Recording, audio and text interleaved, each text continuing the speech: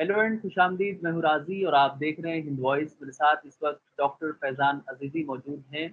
Doctor Faizan अजीज़ी के मौजूद होने की एक ख़ास वजह है क्योंकि इनको अक़वाम मुत्तहिदा यानी यूएनओ ने इनकी जो तंज़ीम है ह्यूमन केयर फाउंडेशन, जो फलाही और रफ़ाही काम करती है ग्लोबली, उसके लिए अप्रिशिएट किया और इनको रिप्रेजेंटेटिव वहाँ पे यूएन ने माना और ये अब यूएनओ में अपनी आवाज़ बुलंद कर सकते हैं। हिंदुस्तान और आलमी पैमाने पर जो कुछ भी काम हो रहे हैं या जिस तरह की भी दुश्वारियाँ हैं उसको वहाँ उठा सकते हैं। डॉक्टर फैज़ान अजीज़ी का पहले से काम ये रहा है कि इन्होंने जिहाद पर इस्लाम और कुरान की रोशनी में जिहाद क्या है, जिसके मफ़हूम को बहुत गलत तरीके से एक प्रोपेगेंडा किया गया पूरी दुनिया में कि जिहाद के असल मफ़हूम से हटाकर उसके गलत मफ़हूम को तशहीर करने की कोशिश की गई। उस मौज़ू पर इन्होंने एक किताब लिखी और वो किताब इतनी मकबूल हुई कि ऑक्सफ़ोर्ड और कैम्ब्रिज की लाइब्रेरियों में रखी हुई है। मेरे साथ डॉक्टर फैज़ान अज़ीज़ी ख़ास बातचीत के लिए मौजूद हैं। सर, बहुत-बहुत इस्तक़बाल है आपका। थैंक यू, बहुत-बहुत शुक्रिया आपके मदऊ करने के लिए। सर, सबसे पहले तो आपको बहुत मुबारकबाद कि यूएनओ ने आपके काम को अप्रिशिएट किया, फ्रांस के राष्ट्रपति ने आपके काम को अप्रिशिएट किया, इंडियन गवर्नमेंट ने आपके काम को अप्रिशिएट किया और आपका काम ग्लोबली पहचाना गया। सर, किस तरह से महसूस करते हैं और थोड़ा-सा अपने काम को वाज़ेह तरीके से और आसान अंदाज़ में हमारे दर्शकों को आप बता पाएँ तो अच्छा रहेगा। पहली बात तो ये है, एक हमारे यहाँ एक है ना कि कर्म ही एक आदमी को उसकी पहचान बताता है इधर से। जी। और एक बुज़ुर्ग हैं हुज़ूर हाफ़िज़ मिल्लत रहमतुल्लाह ताला अलैह, उन्होंने कहा है कि इंसान को काम करना चाहिए, एक दिन काम ही उसके काम आता है इधर से। जी। तो आज हमने जो काम किया है, बहरहाल हमको हमारे जो फैमिली से, हमारे वालिद से जो तरबियत मिली, एक सोशल किस तरीके से चलना चाहिए, एक हमको सीख मिली, तो उसी को हमने थोड़ा आगे बढ़ाया। तो कई सोशल इश्यूज़ के ऊपर हमने देखा कि यहाँ काम करने की ज़रूरत है, तो उस जी। पर हमने काम किया और उसको बेलौस काम किया। इस तरीके से नहीं कि हमारा कोई मोटो कमर्शियल था, क्योंकि आजकल के हम देखते हैं कि कहीं न कहीं कमर्शियल मोटो भी होता है उस चीज़ को लेके। तो जी। हमने बगैर किसी नाम और नमरूद के एकदम सोशल कॉन्सेप्ट के हिसाब से हमने काम किया। तो बहरहाल सोशल काम करने की बिना पे ये है कि परवरदिगार ने उसके अंदर क्या कहेंगे, उसके कबूल किया और जी। कबूल करने के बाद इस मुकाम पर उसने हमको पहुँचाया यहाँ पर। और उस मुकाम पे पहुँचने के बाद नो डाउट एक बहुत बड़ी ज़िम्मेदारी मिली है वहाँ पर, एक बहुत बड़ा प्रोटोकॉल मिला हुआ है हमको वहाँ पर और एक बड़ा प्लेटफ़ॉर्म मिला है वहाँ पे कि वहाँ पे हम कई चीज़ों को ला सकते हैं, कई चीज़ों को इंटरनेशनल प्लेटफ़ॉर्म पे हम ला सकते हैं उसको लेकर के। और जो अगराज़ व मकासिद हैं यूनाइटेड नेशन के, उसको फुलफ़िल करने के लिए, उसके मिशन को करने के लिए हम उनकी पॉलिसीज़ में किस तरीके से कंट्रीब्यूट कर सकें, चाहे वो हम अपने उनकी पॉलिसीज़ के अंदर कोई सुधार करना हो या नई उनकी कोई पॉलिसी बनने जा रही है, उसके अंदर हमें कुछ सजेशन देना हो, तो यूनाइटेड नेशन हमारी उसको जो भी सजेशन हो गए, उसको वो डेफ़िनेटली एक्सेप्ट करते हैं उसके अंदर और हमको इख्तियार दिया है कि यूनाइटेड नेशन अपने किसी भी प्रोग्राम में हमको मदऊ कर सकता है और हम जा सकते हैं। सिवाय एक प्रोग्राम जिसके अंदर वोटिंग होती है, जैसे आपने देखा जी। होगा यूनाइटेड नेशन में, तो जी। वोटिंग का राइट जो होता है वो कंट्री को होता है। जी।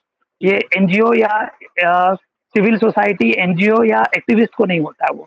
वो जी। एक्टिविस्ट को कॉल करते हैं अपनी पॉलिसी फ्रेम करने के लिए, उसके ऊपर डिस्कशन करने के लिए, तो उसमें हम लोग शामिल हैं यहाँ पर से। तो हमको क्या है कि यूनाइटेड नेशन की जैसे 3 जगह उनके ऑफ़िसेज़ हैं, न्यूयॉर्क अमेरिका के अंदर उनका हेड ऑफ़िस है, फिर जी। स्विट्ज़रलैंड के पास जिनेवा है, वहाँ पे उनका जी। दूसरा ऑफ़िस है, फिर स्विट्ज़रलैंड से लग कर के वियना है, वहाँ पर भी उनके दफ़्तर हैं। तो इन तीनों दफ़्तरों के अंदर हमको ये इख्तियार है कि जभी भी यूएन के कोई भी फंक्शन होगा, हम उनके अंदर पार्टिसिपेट कर सकते हैं, प्लस उनके डिबेट में पार्टिसिपेट कर सकते हैं और जैसे ह्यूमन राइट्स वगैरह के ताल्लुक से अगर कोई वहाँ पे मामला चल रहा है, किसी कंट्री ने डाला है या किसी के रिलेटेड कोई इश्यू चल रहा है, उसके अंदर हम इंटरवीन कर सकते हैं और जो भी हमारा से होगा, वो आइदर इन द रिटन या ओरल में भी हम उसको दे सकते हैं वहाँ पे। फिर उसके अलावा यूएन के अंदर जब प्रोग्राम के अंदर जो अलग-अलग कंट्रीज़ के जो डिप्लोमेट्स आएँगे, उनके यूनाइटेड नेशन का जो स्टाफ है, जैसे जी। ह्यूमन राइट्स कमीशन हो गया, अलग-अलग जो उनकी बॉडीज़ हैं,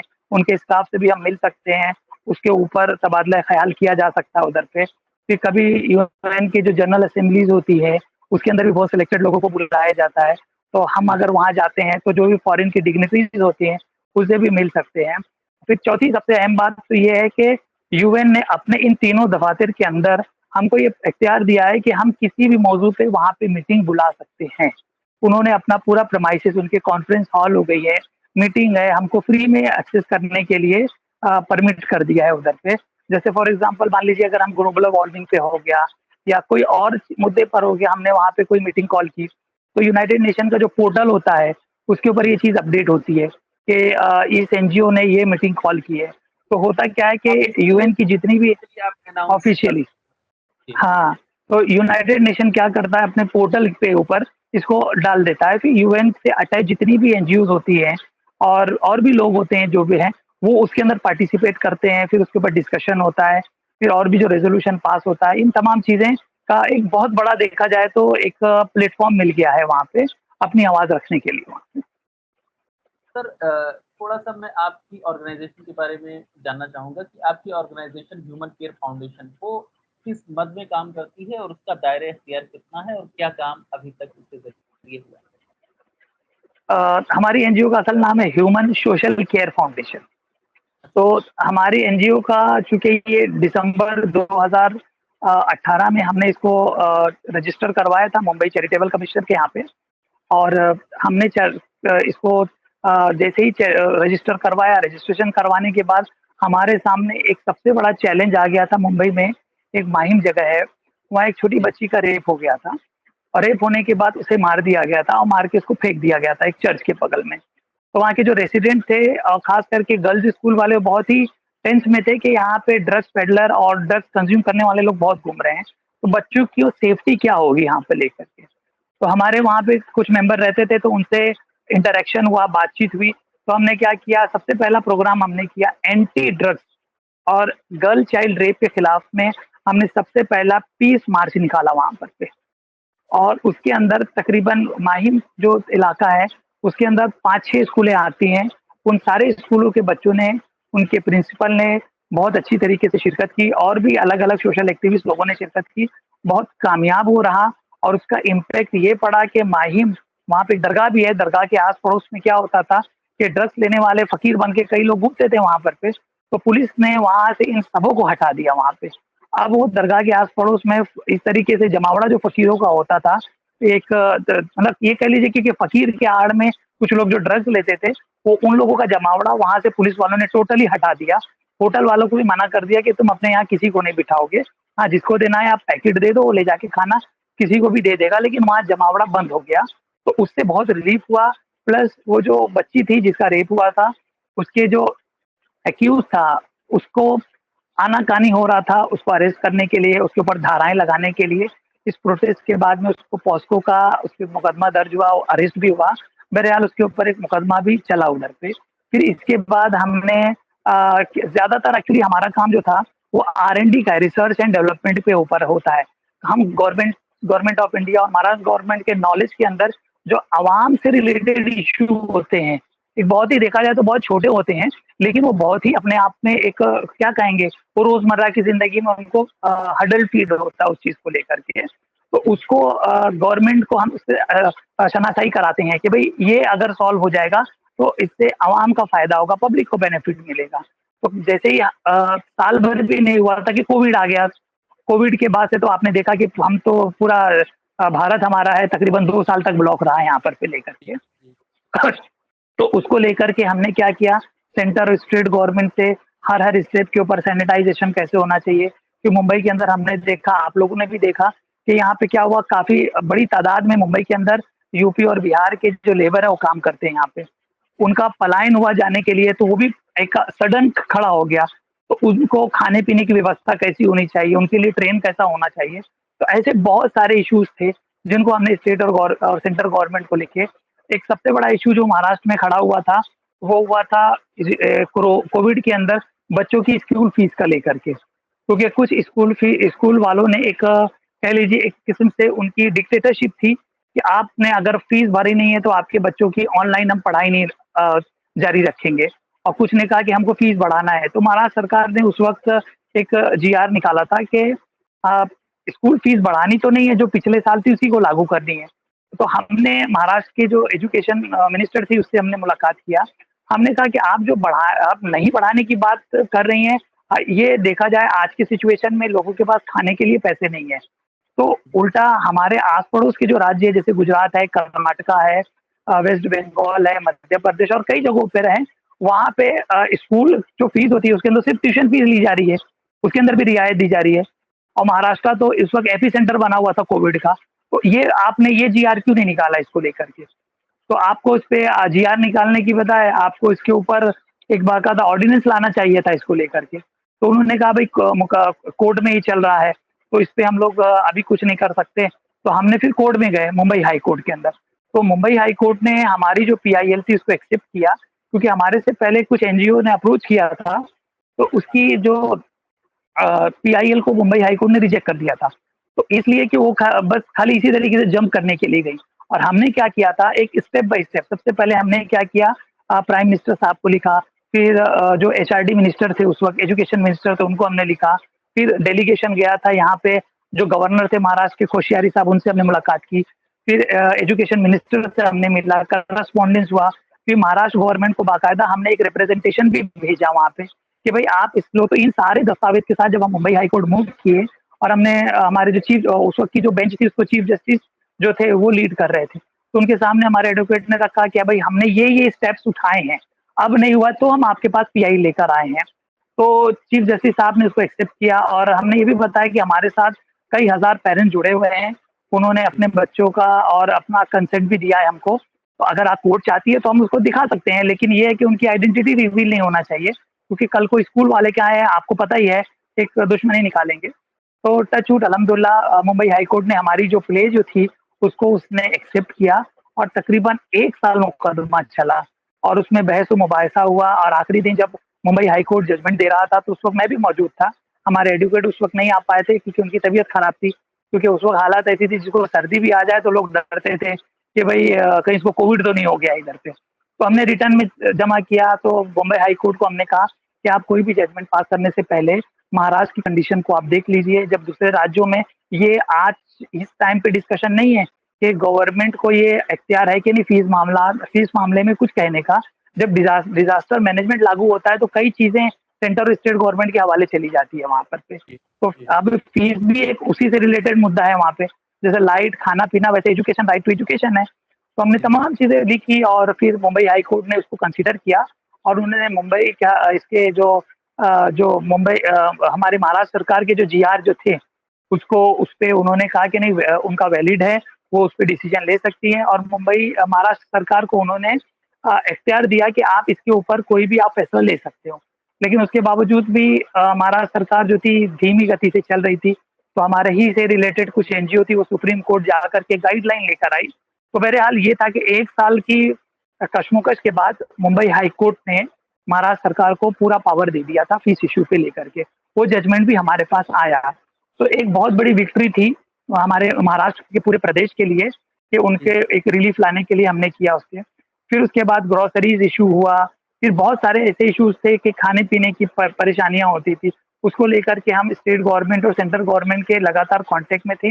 इस तरीके से सेंट्रल गवर्नमेंट के जो नीति आयोग हैं, उनसे भी हम लोगों को इंस्ट्रक्शन आया था कि जो भी कोविड प्रोटोकॉल है उसमें हेल्प करने के लिए। तो नीति आयोग से यहाँ के जो कलेक्टर थे, उनको भी इंस्ट्रक्शन आया था। तो हमारी जो टीम थी, वो अलग-अलग लेवल पे काम कर रही थी। कहीं होता था, कहीं मान लीजिए ड्रेनेज हो गई, गटर वगैरह की समस्या हो गई वहाँ पर से। तो वहाँ पे भी हमारे जो वॉलंटियर्स होते थे, वो गवर्नमेंट के अधिकारियों के साथ खड़े होकर के उनको हेल्प करते थे। फिर कहीं वाटर पाइपलाइन का प्रॉब्लम आ गया, वहाँ पर भी हमारे लोगों ने जाकर के हेल्प किया इससे। तो इस तरीके से फिर बाद में सीनियर सिटीज़न हो गए, जो अकेले हैं घर के अंदर, वो कहीं जा नहीं सकते, तो उनको दवाएँ हैं, उनको कुछ लाना है, उनको इस तरीके से हेल्प प्रोवाइड करना है।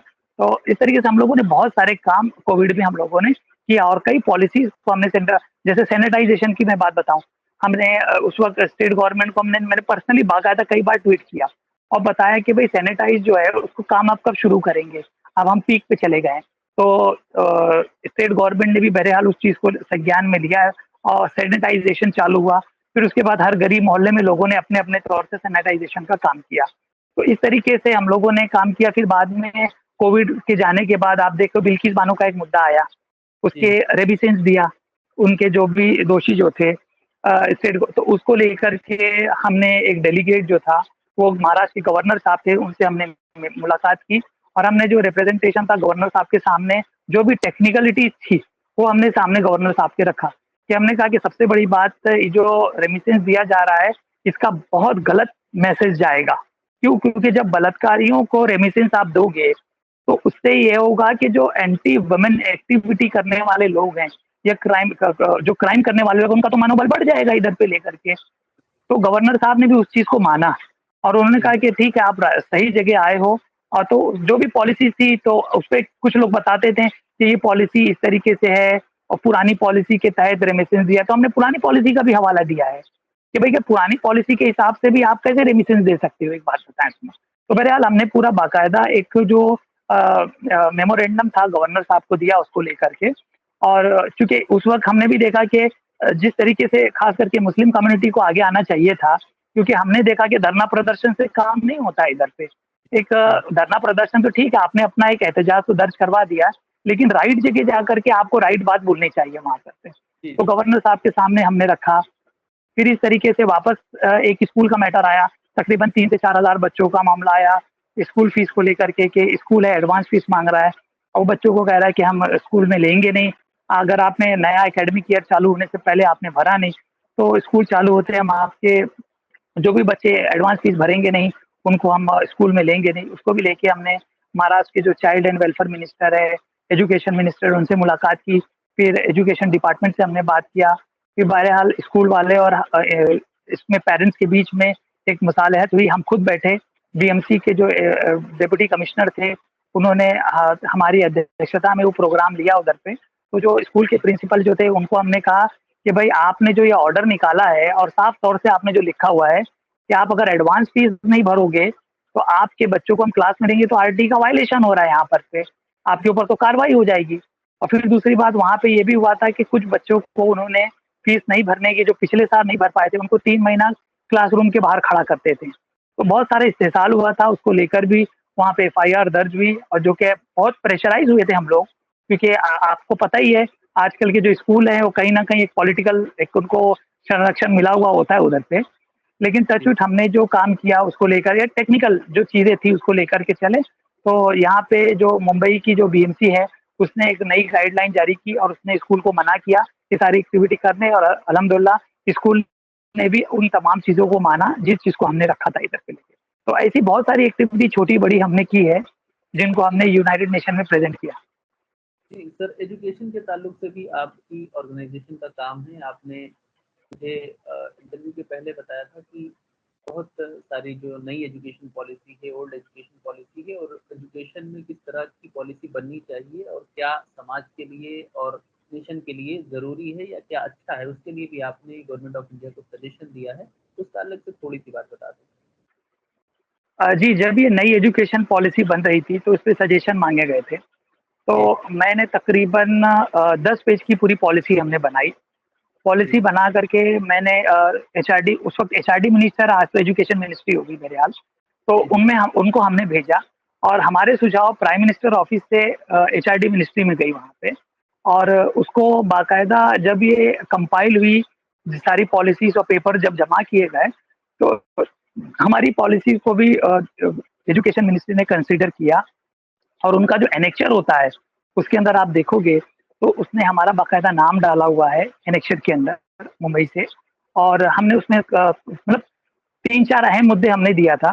सबसे बड़ी बात तो ये था कि इंडिया जो हमारी एक है, आज भी हम लोग अंडर डेवलप्ड नेशन है। एक देखा जाए तो डेवलप की तरफ तो बढ़ ही रहे हैं, लेकिन जिस हिसाब से विकास होना चाहिए था, आज जो गुर्बत है वो आज शहरी इलाकों में भी बहुत ज़्यादा फैल चुकी है यहाँ पर पे। तो एजुकेशन का कॉस्ट जो है वो बेरेबल नहीं हो पा रहा है हर किसी के लिए। अब जी, प्राइवेट इंस्टीट्यूट है वो अपने तौर से जो भी है, तो आप जो है गवर्नमेंट स्कूलों की हालत सुधारिए उसको, ठीक है? जी, और आज आप देखिए कि आज हर स्कूल जो है लोअर केजी और अपर केजी से एडमिशन ले रहा है। तो जो जी, बच्चों का लोअर केजी में एडमिशन हो रहा है, उन्हीं को फर्स्ट में और अप टू 10th तक वो लोग प्रमोट कर रहे हैं। तो हमने कहा उसका एंट्री लेवल भी प्राइमरी होना चाहिए, प्राइमरी लेवल से आप करिए। फिर हमने कहा रिसर्च के ऊपर आप फ़ोकस करें। हमारे यहाँ जो बच्चे हैं, जो रिसर्च में अच्छे हैं, जैसे आईआईटीज हो गए हैं और दूसरी जगह।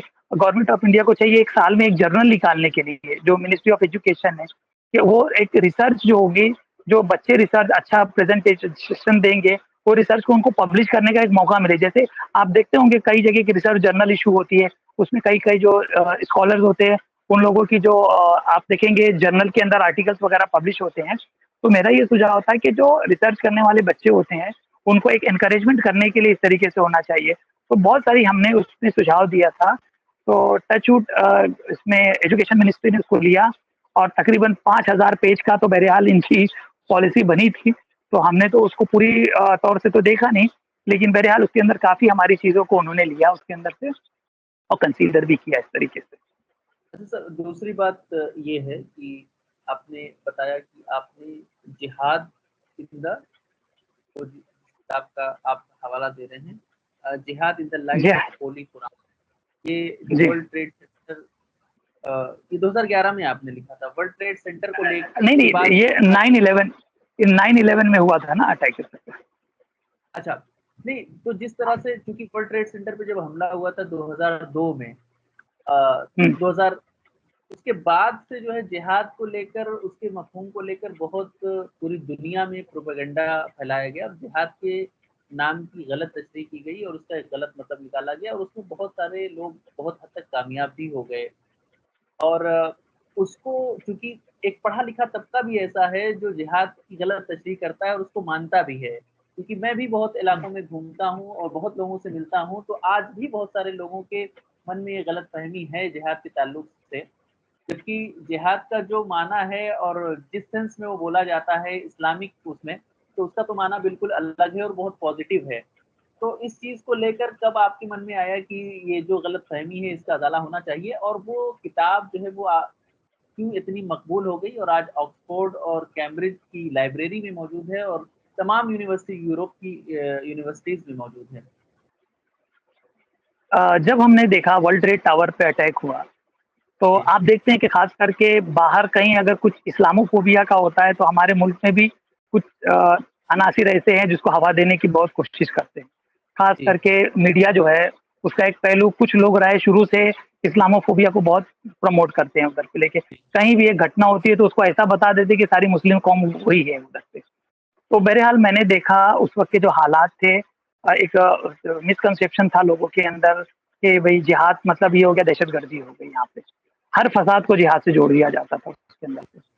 तो और इस्लाम रीजन को सिर्फ़ बता दें कि मार-काट, और आपने देखा बहरहाल अनफॉर्च्यूनेटली कुछ ऑर्गनाइज़ेशन इस तरीके से गलत काम किया है, लेकिन चूँकि वो स्पॉन्सर्ड थी एक कुछ हुँ, पॉलिटिकल बॉसेस के ज़रिए, उनका पॉलिटिकल मोटिव की वजह से, लेकिन चूँकि हुँ, उनकी शबाहत जो थी वो मुसलमानों की थी, इस वजह से ज़ाहिर-सी बात है लोग, कोई भी होगा वो उससे मुतासिर हो जाएगा कि भई मुसलमान इस तरीके से कर रहा है उधर पे। तो बहरहाल अब कॉमन आदमी जो था, वो बहुत ही डिस्टर्ब हो गया था इस चीज़ को लेकर के, कि जिहाद क्या है? जिहाद फ़साद है कि क्या है? इस तरीके के मामलात में। चूँकि उसी वक़्त 2001 में मैंने ग्रेजुएशन कंप्लीट किया था। मैं उस वक़्त कॉलेज में भी था। जैसे ही मैंने ग्रेजुएशन कंप्लीट किया और देखा हालात इस तरीके से हो गए हैं कि जहाँ भी नहीं एक तरीके के माहौल चल पड़ा। तो फिर मैंने कोशिश की कि क्यों ना इस मौज़ू के ऊपर एक रिसर्च किया जाए, और ज़्यादा ज़ख़ीम किताब तो नहीं, एक इतनी छोटी किताब तो कम से कम रहे कि आदमी कम से कम कुछ नहीं तो हफ़्ते भर के अंदर उसे पढ़ ले उधर पे। क्योंकि हम अगर ज़ख़ीम किताब बनाएँगे तो कितना होता है कि बहुत कम लोग रहते हैं कि उसे पढ़ते हैं, जो ट्रैवल में गए पढ़ लिया उधर पे। अदरवाइज़ क्या है कि आजकल तो देखिए आप पढ़ने-पढ़ाने का दौर भी जा रहा है कि नहीं? तो बहरहाल मैंने उस चीज़ को लेकर के कई रिसर्च किया, तहकीक किया उसके अंदर से। तो मैंने उसमें ये बताने की कोशिश की कि ब जंग और कत्ताल का हुक्म जो है, ये सिर्फ़ कुरान में ही नहीं है यहाँ पर, और कुरान में जो जंग और कत्ताल का हुक्म आया है, ये डिफेंसिव तौर पे आया है, ऑफेंसिव कहीं नहीं हुआ है यहाँ पर पे। जहाँ पर भी आया है, डिफेंसिव तौर पर आया है यहाँ पे। कि कुरान शरीफ की खास करके जो आयत है, उसको बताते हैं कि काफ़िरों को जहाँ पाओ मारो काटो वाला एक है। तो वो बस उतनी टुकड़ी पकड़ लेते हैं, ना आगे देखते हैं ना पीछे देखते हैं वहाँ पर से।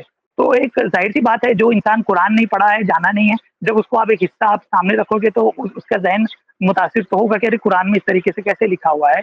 जबकि हम कुरान जो है वो एक ऐसी अल्लाह की किताब है कि उसकी जो भी आयत उतरी है, उसका कुछ पस मंज़र रहा है, उसका एक बैकग्राउंड रहा है, और उस बैकग्राउंड के तहत वो नाजिल हुई है, उस एहकाम के ज़रिए नाजिल हुई है। तो बहरहाल उसको मैंने उसका बैकग्राउंड बताया, पूरी मुकम्मल मैंने उसकी आयत को सामने रखा। फिर बाद में बताया कि जंग और कताल का हुक्म आप देखोगे जो कुरान में आपको मिल रहा है, ये अकेले कुरान शरीफ में नहीं है। आप भगवत गीता पूरी वो देखा जाए, महाभारत किस चीज़ पर है? कत्ल और जंग पर ही तो डिपेंड है महाभारत जो हुई है। उसमें श्री कृष्ण जी जो है वो अर्जुन को क्या उपदेश दे रहे हैं? अर्जुन का जो दिल है बैठा जा रहा है कि मैं अपने लोगों को कैसे कत्ल करूँगा। तो उसपे कृष्ण जी है उसको बता रहे हैं कि तुम धर्म के लिए काम कर रहे हो। तो हम कहें कि इस्लामियात के अंदर भी जो मामलात हैं इस तरीके से अब मैंने क्रिश्चियनिटी की भी हिस्ट्री बताई उसके अंदर से। उन्होंने अपने तौर में किस तरीके से क्या मामलात किए, जॉडिज़्म जो यहूदियत का है उनका भी बताया हमने। तो कुछ लोगों की हिस्ट्री हमने बताई। तो मैंने कहा कत्ल और गारतगरी जो रही है ये हर कौम में हुई है इधर पे, ऐसा नहीं कि मुसलमानों में हुई है। और मुसलमानों में जंग और कत्ल का जो हुक्म आया था वो डिफेंसिव मोड के लिए आया था उसमें। फिर मैंने बताया कि जिहाद जो है दरअसल अल्लाह के रसूल सल्लल्लाहु अलैहि वसल्लम की हदीस भी है कि एक वक़्त पे सहाबाए कराम तशरीफ़ ले जा रहे थे तो हुज़ूर सल्लल्लाहु अलैहि वसल्लम से कहा कि हुज़ूर कि हमने भई बहुत बड़े जिहाद से हम तो फ़ारिग हो गए हैं। तो सरकार दो आलम सल्लल्लाहु अलैहि वसल्लम ने फरमाया कि अभी जिहाद असगर से जिहाद अकबर की तरफ हम लौट रहे हैं। तो साहबा ने पूछा जिहाद अकबर क्या चीज़ है? कहा नफ्स से जिहाद हो जाता है। क्योंकि इंसान जब अपने नफ्स से जिहाद करेगा तो ज़ाहिर-सी बात है कत्ल और गारतगरी का मामला कहाँ पर आएगा इधर पे। जी। भई आज आप देखें जो वेस्टर्न कंट्रीज़ है क्या न्यूक्लियर वेपन नहीं बना रही हैं वो? और जंग और जदताल नहीं हो रहा है वहाँ पर पे। तो होना तो चाहिए था मिशनरी जा कर के उस जगह पे काम करती ना वहाँ पर पे। लेकिन भई जब कैंसर हो जाता है जिस्म के अंदर तो कहीं न कहीं ऑपरेट करना या फोड़ा हो जाता है कुछ उसको ऑपरेट करना पड़ता है उधर पे। तो इसलिए इस्लाम का जहाँ भी मामला हुआ है वो ऑफेंसिव में नहीं है, वो सब डिफेंसिव में रहा है। फिर बाद में हमने इस्लाम की कुछ जंगें फिर उसके अंदर हमने बताया कि जिहाद का भी एक प्रिंसिपल होता है। इस तरीके से नहीं है कि हर आदमी उठ के खड़े हो गए, बंदूक जी। लेकर खड़ा हो गया, नहीं है। उसमें आपका मुसलमान एक अमीर होना चाहिए, उसके प्रिंसिपल क्या होना चाहिए, उसके आदाब क्या है, उसके शराइत क्या हैं, वो सारी चीज़ें होनी चाहिए इधर पे। तो हमने उसको भी बताया, फिर उसमें हमने ये बताया कि भई अभी जैसे कि कई जगह बताया जाता है कि मुसलमानों के अंदर ज़िम्मी जो हो जाते हैं, जैसे मुस्लिम शुरुआती दौर में जब मुसलमान और दूसरी कौमों में जब तसादुम होते थे, टकराव होती थी, जंग होती थी, जब मुसलमान गालिब आ जाते थे, तो कुछ लोगों को अरेस्ट कर लिया जाता था। तो और फिर वहाँ की जो अवाम होती थी, वो मुसलमानों की हुकूमत के अंदर आते थे, तो उनको ज़िम्मी कहा जाता था। तो ज़िम्मियों के हुकूक क्या रहे हैं? तो ज़िम्मियों को ऐसा इस तरीके से नहीं कि उनको सबको काट-पीट के बराबर कर दिया गया है। आज तकरीबन 800 सालों की में हिंदुस्तान के ऊपर एक मुसलमान लोगों ने शासक किया है। तो इस तरीके से नहीं कि क क क काटा मारा है यहाँ पर से। दूसरी कौमें आबाद है इसका मतलब ये है कि बहरहाल कहीं न कहीं उसके एक प्रोटोकॉल है उसको फ़ॉलो किया है। तो उसका प्रोटोकॉल क्या है? तो इन तमाम चीज़ें जो गलतफ़हमियाँ थी उसको मैंने बहुत मुख्तसर अंदाज़ में उसको दूर करने की कोशिश की और अल्लाह के फ़ज़ल से मैं उसमें बहुत कामयाब रहा।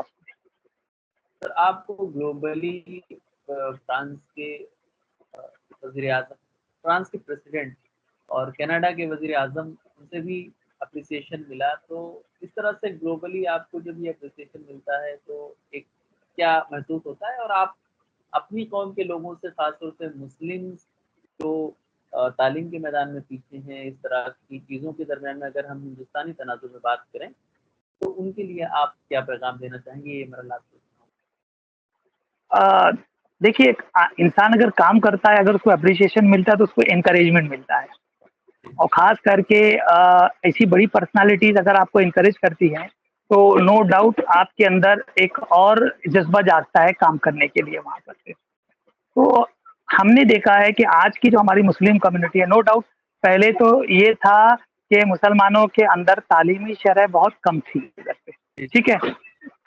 और तालीमी शरह बहुत कम थी और बाद में अब तालीमी शरह जब बढ़ी है इधर पे, तो हमने देखा है कि मुस्लिम कम्युनिटी को कहीं ड्रग्स में इन्वॉल्व होती जा रही है, कहीं उनका ब्रेन वॉश करके कहीं और डाला जा रहा है इधर पे। तो इस वक़्त बहुत ज़रूरत है, जो हमारे मुस्लिम इंटेलेक्चुअल जो हैं, उनको चाहिए कि कॉलेज और यूनिवर्सिटीज़ के जो बच्चे हैं, उन लोगों के साथ इंटरैक्शन करें, उनको एक मार्गदर्शन करें वहाँ पर पे। क्योंकि हो क्या रहा है, हमारा जो स्ट्रगल और अभी देखो आजकल के टाइम में हमने देखा है बुलडोज़र पॉलिटिक्स चल रही है, राइट?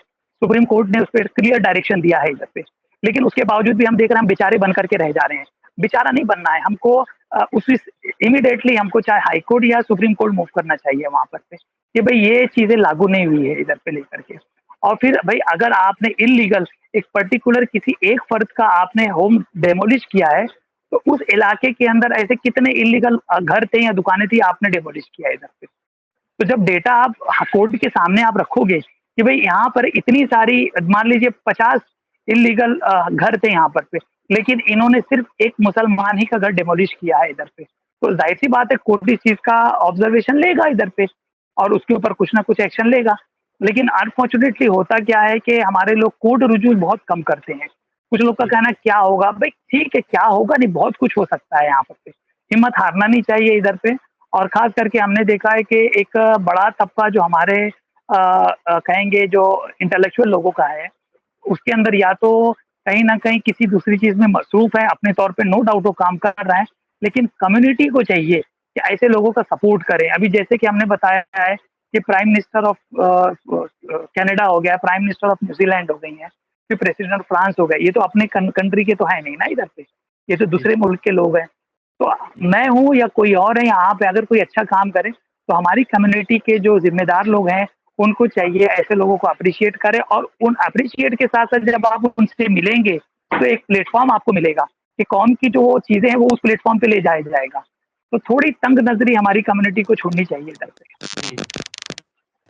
जी। सर मैंने ये भी देखा कि जो हमारे शाही इमाम हैं डॉक्टर मुफ्ती मुकर्रम अहमद साहब, उन्होंने आपको बहुत अप्रिशिएट किया और उनकी वीडियो आई हुँ, इस वजह से मुझे पता भी चला कि आपका ये कारनामा है, हाँ, क्योंकि मैं आपसे जुड़ा भी था, मुझे मालूम तो थोड़ा बहुत था ही, लेकिन उनकी वीडियो के ज़रिए से मुझे ये पता चला और जी, बहुत अच्छा आपका काम है और आप एक वाहिद ऐसे 2024 में मुस्लिम हैं जिनको यूएनओ ने रिप्रेजेंटेटिव अपना बनाया ऑर्गेनाइजेशन के लिए।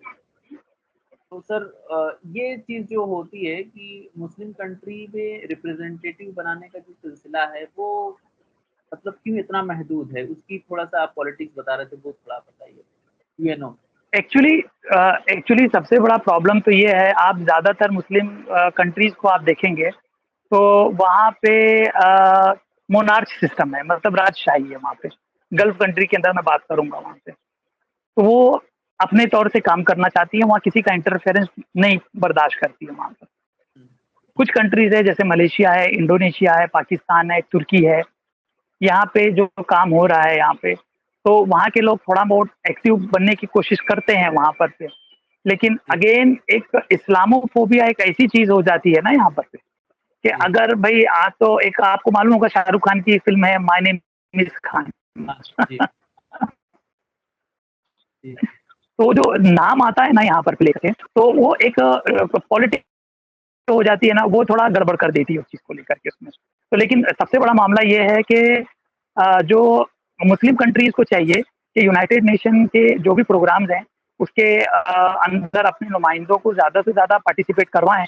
लेकिन जिस तरीके से नुमाइंदगी होनी चाहिए, उस तरीके से नुमाइंदगी मैंने बहुत कम के बराबर देखी है और ख़ास करके जी, आपको हैरत होगी, जब मैं यूएन में गया, वहाँ पे मुलाकात की, बहरहाल वहाँ के कुछ अरब के लोग भी मुझे जॉर्डन वगैरह के लोग भी मिले, मेरी बातचीत हुई वहाँ से। तो वो मुझे देख के थोड़ा सरप्राइज़ हो गए कि वो कहा हिंदी? तो मैंने कहा आई एम हिंदी। तो उनका ये सोचना हमारे बारे में उनकी क्या सोच है कि इंडियन मुस्लिम जो है ना, वो सिर्फ़ चंदा, धंधा, रोना ही जानता है वहाँ पे। जी, जी, बाकी इसके अलावा वो ज़्यादा कुछ नहीं जानता है यहाँ पर। और हमारी एक जो छवि बनी है ना फॉरेन कंट्रीज़ के अंदर, वो एक बस बेचारगी के हिसाब से कि हम जो है इस तरीके से नहीं है। चाहे कुछ मज़लूम हैं। लोग हैं हाँ, और हम कुछ करना नहीं चाहते। उनके दिमाग में एक चीज़ बड़ी है कि ये करना ये खाली रोना चाहते हैं और करने जी, वाले बहुत कम लिमिटेड लोग हैं, बाकी ये कुछ करते नहीं है यहाँ पर। तो जब मैंने आपको बताया ना जो रिप्रेजेंटेशन जिस हिसाब से जाना चाहिए, वो जाएगा नहीं और ख़ास करके इंडिया से मैंने देखा ना यहाँ पर पे, कि मैं अकेला मुसलमान था वहाँ पर पे। जो जी, इंडिया से एक अकेला मुसलमान था वहाँ पर पे, बाकी और कोई नहीं था क्योंकि वहाँ पे मैंने बताया ना उसकी उनकी स्क्रीनिंग बहुत टफ होती है और हमारे हमने देखा कि कहीं-कहीं क्या होता है कि इस्लामियात को लेकर के हम इतने जज़्बाती होकर के कुछ हार्ड लाइन कुछ अजीब से हम पकड़ ले जाते हैं वहाँ पर पे, तो जिसको लेकर के भी क्या कहेंगे कि लोग एक मिसअंडरस्टैंडिंग में पड़ जाते हैं वहाँ पे लेकर के। जी, तो बहरहाल जब आप ज़िम्मेदारी से काम कर रहे हैं, ख़ास करके सोसाइटी और समाज के लिए काम करें, तो आपको पेशेंट बर्दाश्त करना पड़ता है जो अल्लाह के रसूल सल्लल्लाहु अलैहि वसल्लम ने फरमाया है सुलह हुदैबिया हमारे लिए बहुत बड़ा एग्जाम्पल है यहाँ पर से। लेकिन हमारे यहाँ क्या होता है, पढ़े नहीं, हम लोग नहीं पढ़ रहे हैं तो नॉन मुस्लिम क्या पढ़ेगा यहाँ पर से। तो वो हम लोगों के जो चाल चलन और चरित्र को देखकर वो समझता है वहाँ पर से। तो हम लोगों को चाहिए उनसे भी मिले, और खास करके मुस्लिम सोसाइटी के अंदर थोड़ा सोशल कॉन्सेप्ट लाना बहुत जरूरी है यहाँ पर से। क्योंकि आज देखिए हिजाब के ऊपर आप देख रहे हैं प्रॉब्लम हो रहा है, स्कूल कॉलेज हम क्यों नहीं बना रहे भाई। आप एक कम्युनिटी देखिए, सिख कम्युनिटी है, क्रिश्चियन कम्युनिटी है, ये सब कम्युनिटी अपने अपने लेवल पे काम कर रही है।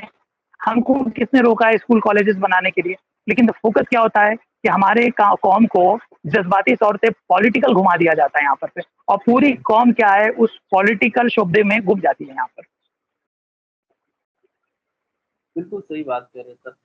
तो बहुत बहुत शुक्रिया, आपने हमारे लिए वक्त दिया, और जिस तरह से आपका काम है और जिस तरह से आपने यूएनओ में हिंदुस्तान की नुमाइंदगी की है, और अपनी जो ऑर्गेनाइजेशन है उसके ताल्लुक से आपका काम रहा है। आपकी किताब पूरी दुनिया में मकबूल हुई है, बड़ी बड़ी यूनिवर्सिटियों में पढ़ाई जाती है। कहीं ना कहीं मुसलमानों की जो तालीमी हालत है उनको इस तरह के लोगों की ज़रूरत है और गाइड करने की ज़रूरत है। तो ये भी एक बड़ा काम है आपका, जो आपने बहुत कम उम्र में अंजाम दिया है। आप इसी तरह काम करते रहें, यही हमारी एक ख्वाहिश है, और हमारे चैनल की तरफ से आपको ढेरों मुबारकबाद।